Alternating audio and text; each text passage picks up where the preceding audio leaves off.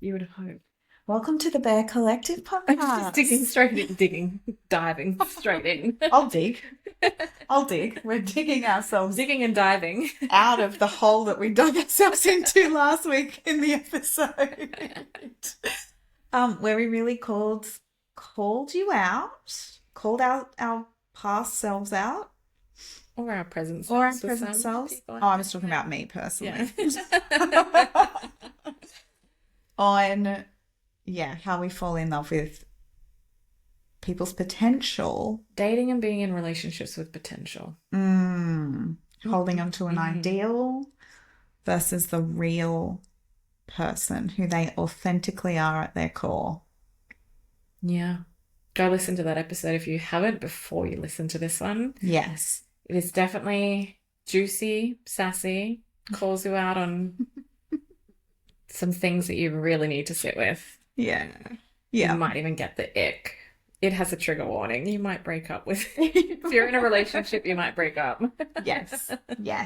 And so now we want to talk about what to do with that. If this is something that you've realized is you from this episode and listening in, what next? Yeah. So if you've clocked that you are very focused on trying to bring out the potential or making your partner a project, or just that you're dating the potential, that fantasy that you had in the beginning stages when you were courting, dating, honeymoon phasing. Yeah. I love it. We've gone back. Yes. Back in time here. Modern pastimes. Now it's swiping instead of courting.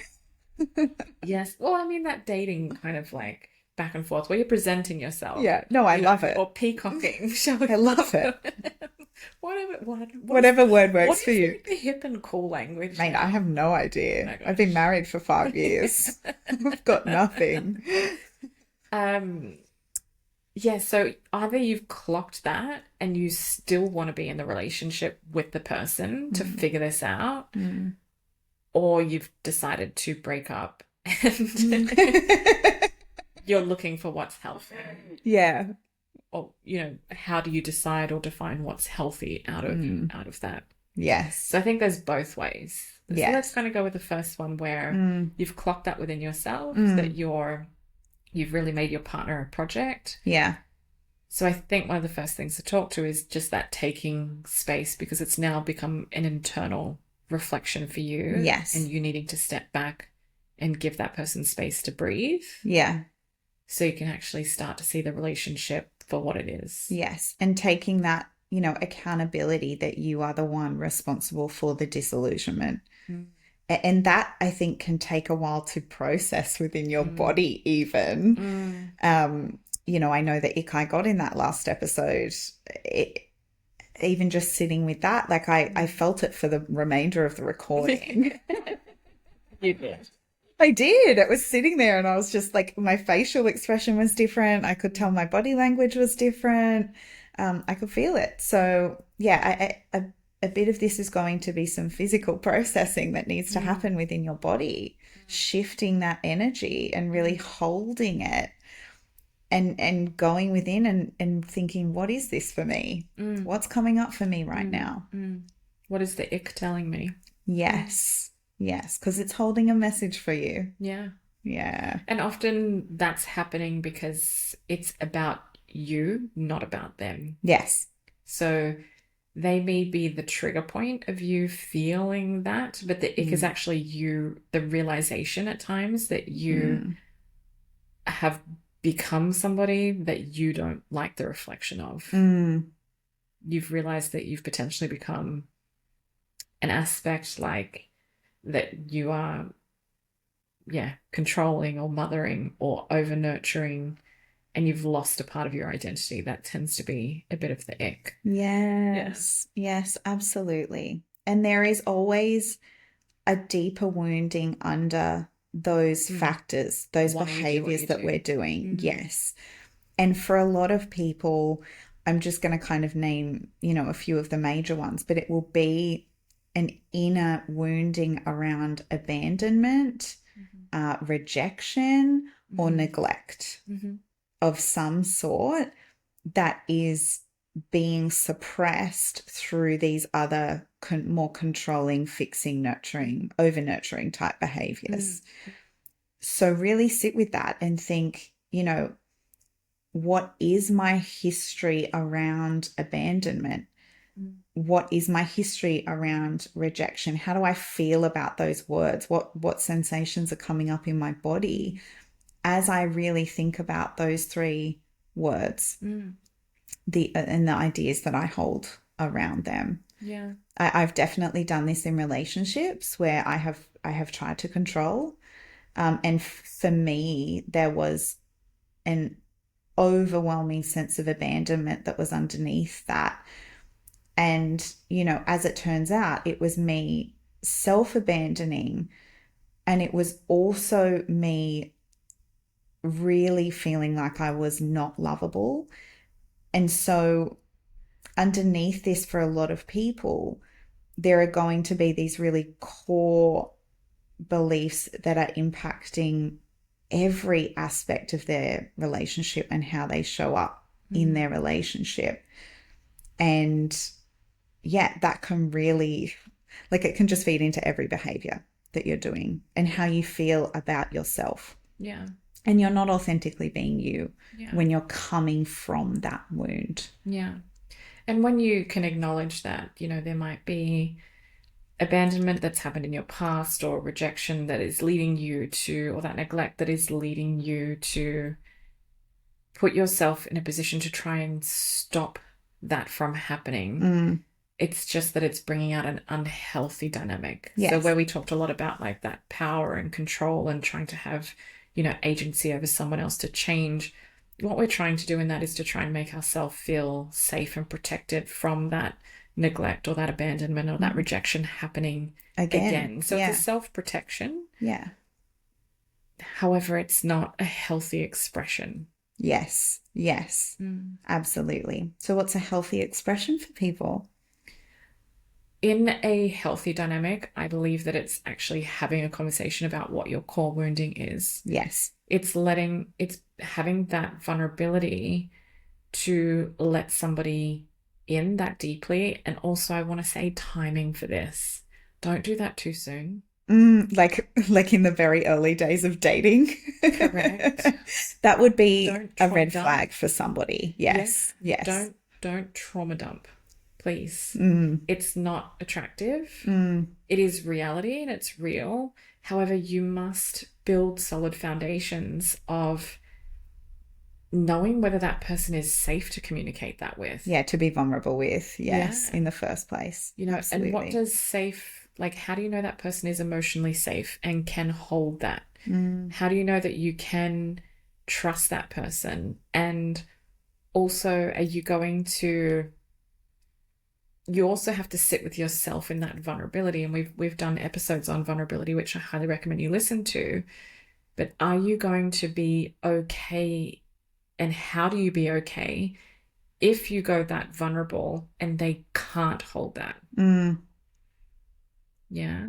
So you've got to know them well enough Correct. To get to that point. Yeah, and if for you sure. do that too early on, you're likely going to put yourself in a situation to be rejected, or because that person's going to see it as a red flag way too soon to trauma dump. Yes, and there goes that deeper wounding being triggered again. And that just becomes self-affirming, right? As a reason why you hold back from being your authentic self, and why you then have the unhealthy expression to go and try and control your environment by controlling somebody else. And then it is more likely going to happen again in this relationship. And if you end up leaving this relationship and dating someone again, more likely to happen again. And then it will become a pattern. Yeah. So if you are in a relationship where you have clocked that you're maybe too focused on your partner and not within yourself, the question I'd ask is, what part of you do you have to grieve? And is it that part of you that has felt and experienced that neglect or that abandonment or that rejection before? Those are, for examples. There are, more wounds out there. Yes. But those are just three that we, suggest to look at. And what parts of those and your experience do you have to grieve? But also, what do you need to heal that within yourself? Because you can't get that externally first up. No. No. You're trying to, You're trying but it's to. time to stop. Yes. Yeah. So what do you need? What does that look like for you? Um, what does a healthy way of, if if you look at abandonment, and maybe you can use yourself as the example since you raised that, when you found the example of abandonment for you and you realized that it was you were self-abandoning, what did self-abandonment look like? And then how did you see, the not so healthy expression of it, and then adapt it to like what the healthy expression of showing up for yourself look like? So I'll start with like the unhealthy. Self-abandoning looked like not setting boundaries, not knowing my needs, not communicating my needs, doubting myself at every turn, second guessing myself as a result.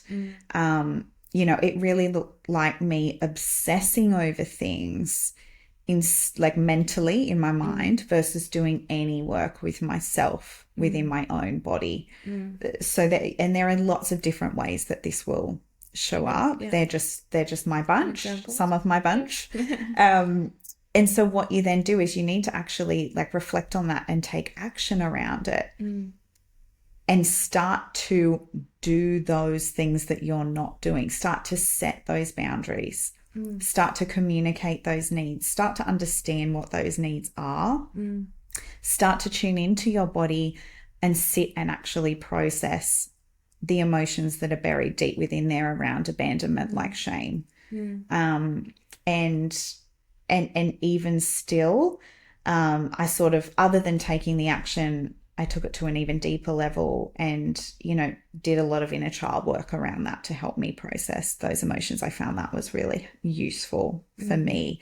So learning to hold those different parts of myself that weren't being expressed, communicate with them, nurture them, give them what they needed in my everyday external life, and just start to really create that deeper sense of love for all of the parts of me.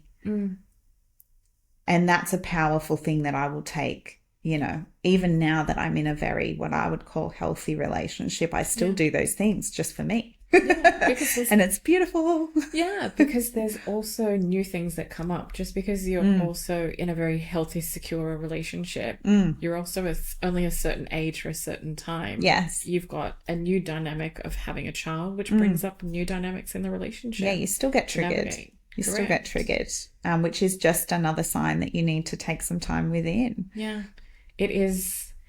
And we've said this time and time again, but your self inner work is a lifelong journey. It's a lifelong process. I don't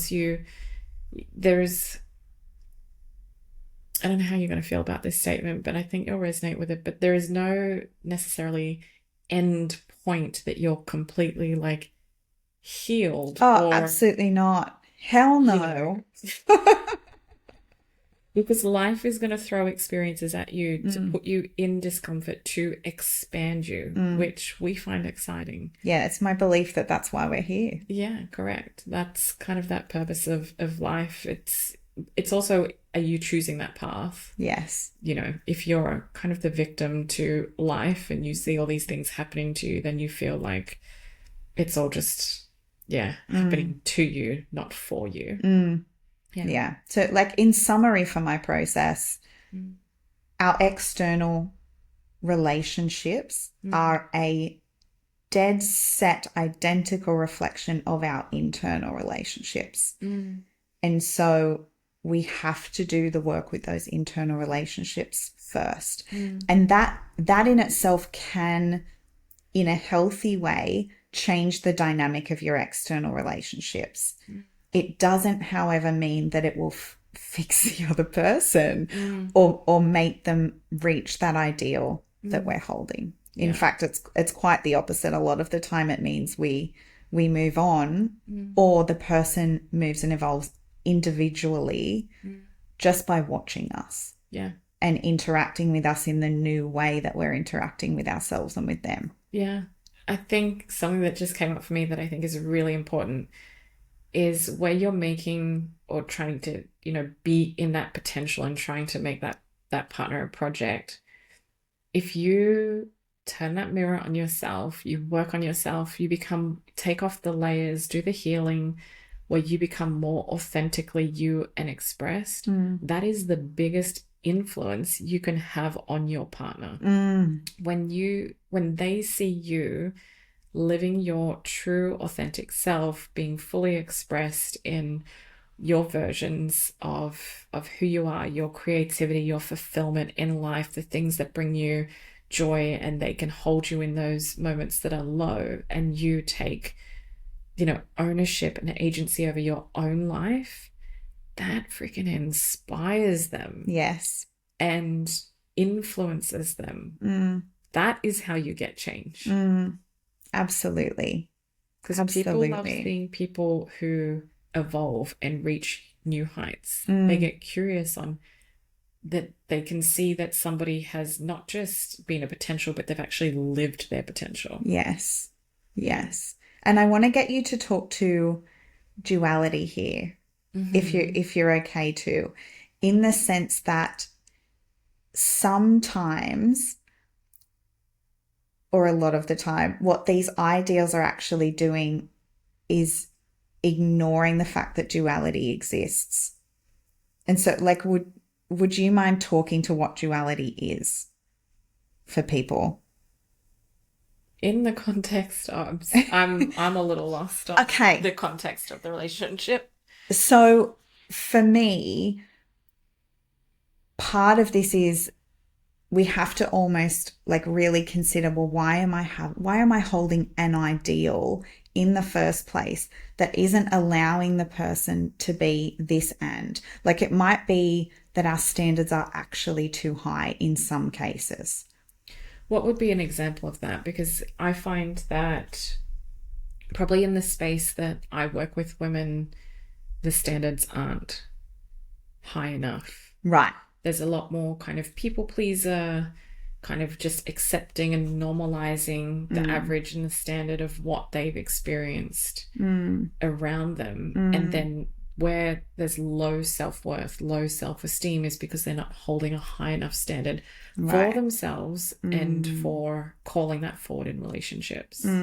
So I see both. Yeah. Where I also see women who have these hugely high standards that aren't taking into account the person's trauma, like the trauma and the humanness of the person sitting across from them. Can you give a general example that might be a common pattern? I would just say, like, generically, like, somebody can never be angry. Like, their partner can never be angry. And that doesn't mean, like, I'm not talking about angry at them or, like, abusive towards them. Absolutely not. I'm talking about, like, expressing anger at all. And so this is where I think knowing that every human has the capacity to be this and to be angry and calm, to be, grounded and ungrounded, to be erratic and rational. I believe that we have to hold duality, hold that understanding that people can be both. And it's just that as long as they're doing it in a healthy way, like, for example, as long as they're expressing that anger in a healthy way, it is okay. And we can hold compassion for that and accept that, that does come from a place of wounding or trauma. So I would say that it's just using that generalized example, which is a very common one. I would just say that, and I had this experience where I had a father who was very angry. So I wanted to be in relationships where that emotion wasn't kind of expressed because it was so prominent in, like, my household. So I was therefore fearful of it. I never saw a representation of a healthy expression of it. Yes. So therefore I didn't necessarily hold a standard that the person couldn't be that. However, I would very much distance myself from that experience of that if I ever saw that in a relationship, and it would repel me more so. But again, it's also because that person wasn't expressing it in a healthy way. Yeah, and that's the difference. Yes, yes. However, what I have come to learn, exactly as you're saying, is that there are healthy expressions of it, and you actually want somebody to be a fully expressed person. It's just navigating and understanding what a healthy expression looks like, because and I actually love talking about anger. Sounds weird. But from an energetic standpoint, it is a moving energy. You want, I mean, for me personally, I want a partner that does have that in them, because if we're in some form of situation, I want them to get angry in order to protect me. It's part of protection. Yes. Right? Yes. So there is parts of you that wants that. It is also an energy where it is a moving energy. It's a creative energy. It's an action-orientated energy. You don't want sorry, but I don't want to sit with someone who's, sad, depressed, and in apathy. That's not, something that is, inspiring or going to hold a good energy inside, a home environment. Yes. Yeah, because our relationships actually create their own unique spirit or energy. Correct. And so that's right. Like, you don't want to sit in that and have that part of your energy body. Correct. Yeah. So the healthy expression allows the duality. The healthy expression and understanding what that looks like, and you being able to compute for yourself that, okay, I had an unhealthy experience with that emotion, hence why I'm just blocking it. So where we create a high unrealistic expectation is where we're not allowing something like that. Using this example, because we don't have the context for every nuance of every relationship. No, there'd be too many. Correct. So in some cases, like, someone's version of a high standard is actually just a standard they should hold naturally, but not necessarily high. Yes. But in this context, with this example, what we're speaking to, it would be for anyone who's experiencing that is to look at, anger within themselves. What was their relationship with it? What was their experience of it? And then understanding what it actually is, what's underneath it, what's it driving, and then moving into what would a healthy expression of that look like. And if, again, that came out in a relationship where it brought on like a fearful sense, it would just be, that's where your you would be triggered within like an anger within yourself to be like, I don't want to experience this. And that's where a boundary comes up. Yes. And it's expressing that. Yes. Yeah. Yeah, I feel like boundaries are a really important factor in this topic. Yeah. I mean, life, but just this topic in particular, it's a clear, easy step out from this space of dating someone's potential and trying to fix all the time. And it's where again, going back to, the example that we have of anger, it's where that expression is in a healthy aspect. The duality is being able to hold that my partner is kind, compassionate, generous, as well as protective, which the emotion underneath that protection is... It's fire. It's a fire. Yeah. Yeah. That's right. And we do. We need that. We might also need that in the bedroom, ladies. Hell yeah. What's underneath passion? Yes. Yeah. Correct. It's a primal energy. Yes. Very healthy. Yes. Absolutely. Yeah. So it's about the healthy expressions. I think accepting healthy expressions of things that we might be. Yeah. As long as it's safe for us. Yeah. And also, we actually tend to date people who show who have very external and obvious shadow aspects of ourselves. So if we tend to repress our own anger, we're actually more likely to date someone who is angry. Yeah. So it's just, that's okay. And it's about, okay, how can I healthily start to express that part of myself? And is the way that they're expressing it healthy for me? Yeah.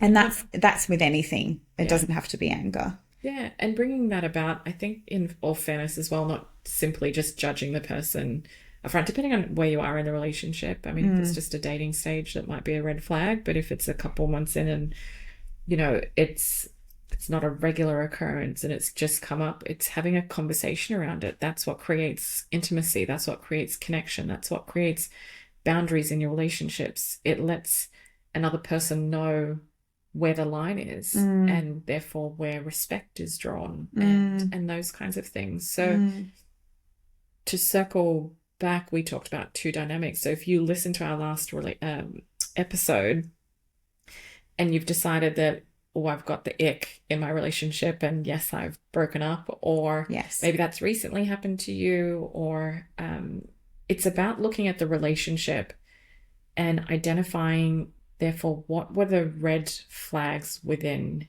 yourself to want to go and take the action of trying to control that person? What were the things that triggered you to need to just also stay in that fantasy? What were the things that you were avoiding looking at within yourself to just want to stay in dreamland? And because really, I mean, I've been there, and I think one of the most awful feelings that you've got to come to acceptance with is how much time you've given to somebody else in trying to get them to live in their potential. Yes. And realizing how much time you've wasted on them for no fruition or little return. Yeah, there can be such a grief around that time.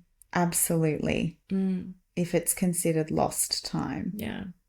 So if you have listened to our previous episode and you clocked that, okay, maybe it's time to break up, what would you say to somebody that they've realized and they've clocked within themselves that they were, dating potential? What would they need to take a step back and look at? If they're breaking up? Yeah. Or that they've either breaking up or they've just broken up, they're out of a relationship. They're starting to internally look at themselves now because they've realized that they're looking at and dating potential and they need to look at inside themselves. Yeah. I guess the triggers, the shadows, the projections, like what ideals have you projected? What shadow elements of yourself were you ignoring within you and trying to create in the other person or seeing in the other person? So really, really digging deep to those deeper wounds, like I did with myself early on, and figuring out, how can I hold compassion for me and how can I meet my own needs? I feel such a big part of this is compassion, because with any healing work it is.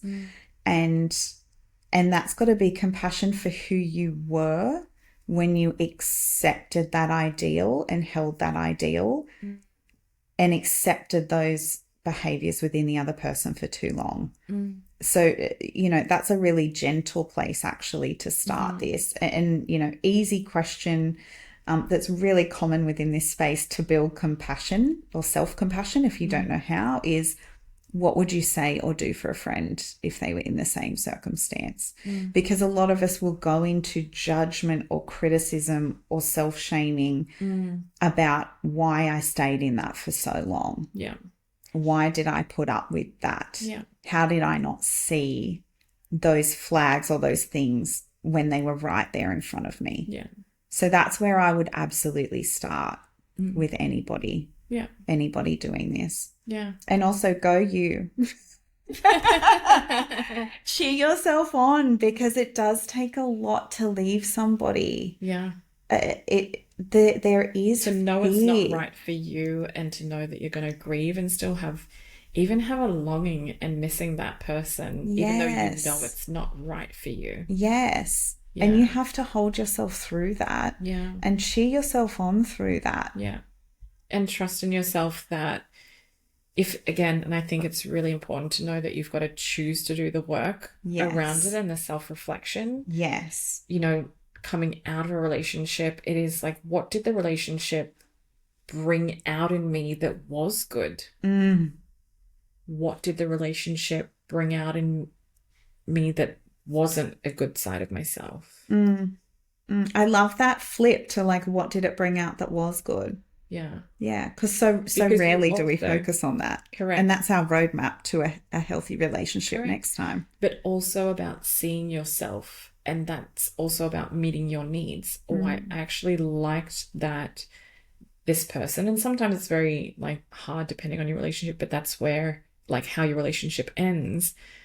But if you can again just zoom out and look at what did they bring out in me that was good? Because then again, you get a clearer sense of who you are, what you like, and your needs being met, so that when you go into future relationships, you can have an understanding to be able to communicate your needs in a healthy way because you've had your needs previously met, or yeah. Yeah, absolutely. Or you've loved who you were in that moment. And another thing would be, asking yourself, what do you need to feel chosen, safe, and like cherished in a relationship for yourself, rather than also just hoping that you'll experience it someday, or like waiting to experience it with that person, hoping it'll come to fruition. Knowing what makes you feel safe, what makes you feel chosen, what makes you feel cherished or adored in a relationship, so that again, over time, you can be expressing those needs quite clearly, but also do those things for yourself. Yeah, that's key, is not having to have somebody else do it. Yeah. To feel like you deserve it. Yeah. Because part of staying and trying to fix is you don't actually feel like you deserve better. Yeah. Deep down. Or very clearly at the surface. And people treat you how you treat yourself. Yes. Yes. So like, meeting those needs yourself is crucial. So crucial. Like, it's huge. Really sit with that, because if you don't cherish or love or show yourself your own self-respect and your own self-worth, then how can you expect somebody else to? Yeah. Because they will, if you hold a standard, if you choose to know that you deserve better and to walk away, that's holding self-respect, that's holding self-worth. Yes. Right? So you won't settle for a certain behavior. And when somebody sees that, they know where the boundary is. If you don't have boundaries, people will walk all over you. Yes. In fact, that's probably why they find you. Yeah. They like having someone they can walk all over. That's what they're used to. Yeah. Yeah. Yeah. So change these dynamics. Yeah. Look within, do it for yourself. Yeah. Yeah. Powerful. We've given you look at so both. much. Yeah. Look at both sides of the coin, right? Look at the side that is, what did they bring out that was good?